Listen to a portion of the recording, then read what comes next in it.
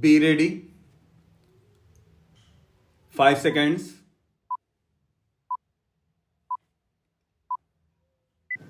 Start.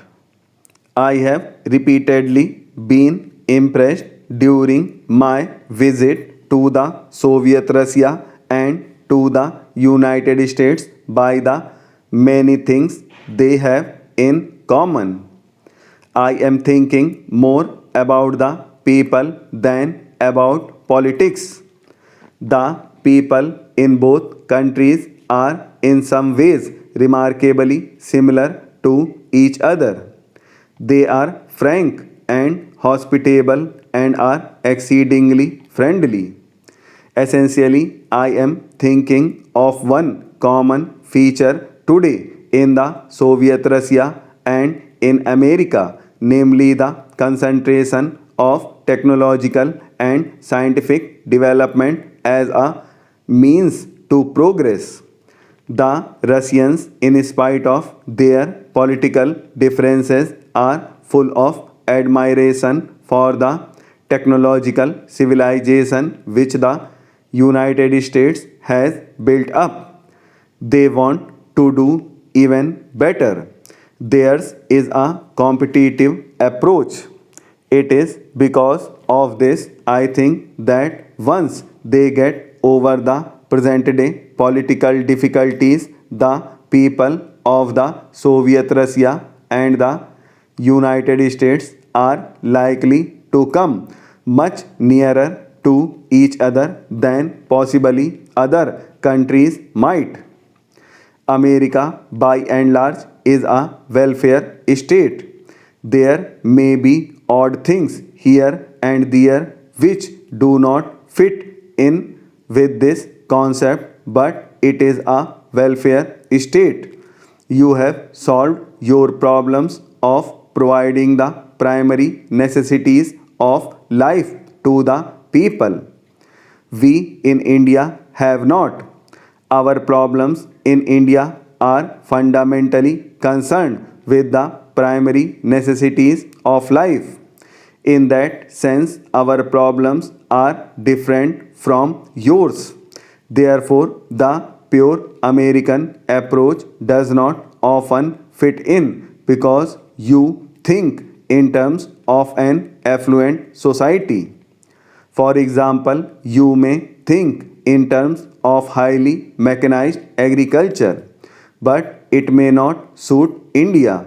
Not that we are against mechanization, but it may not fit in with the conditions in India.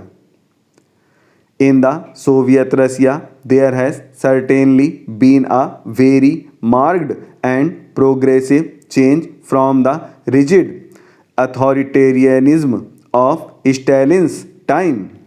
We must remember that in the Soviet Russia, at any rate in the greater part of it, they never had anything but some kind of authoritarian government, whether it was the Tsar's government or any other government.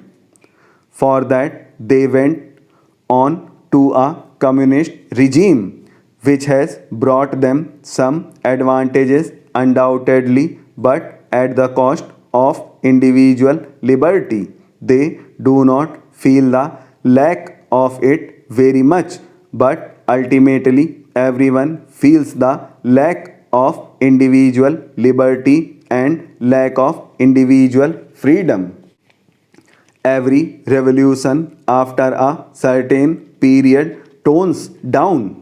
After the French Revolution and the days of terror, the French people toned down and became a very conservative and respectable people. Surprisingly, the process has taken a longer time in the case of the Soviet Russia, but the process is there.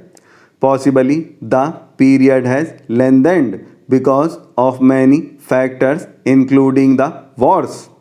I once asked a Russian leader who had said something rather nasty about the British people as to why he did so.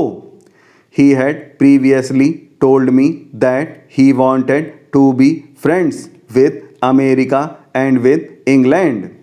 He had said, "You are friendly with both, help us to be that." I said that I cannot do much, but I will certainly help to the best of my ability. He repeated what he said. Some 2 weeks later, he was traveling about in India and he came back from Burma. In Burma, in answer to a British correspondent who had put some kind of a leading question to him, he had lost his temper and said something nasty about the British people. So I put it to him that you say that you want to be friendly with America and England and want me to help, and yet you say things which must infuriate every Englishman.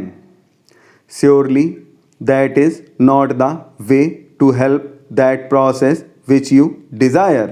He said that yes.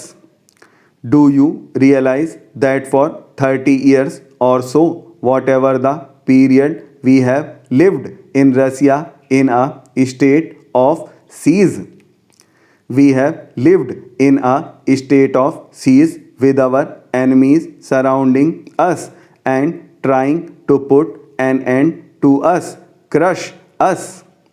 We have fought and survived and we have developed ourselves. But this state of siege has conditioned us.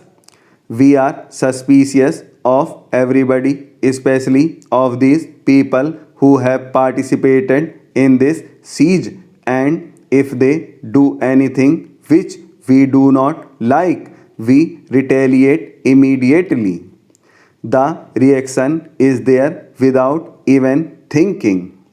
So you see the result of past conditioning. It is very powerful factor in every nation.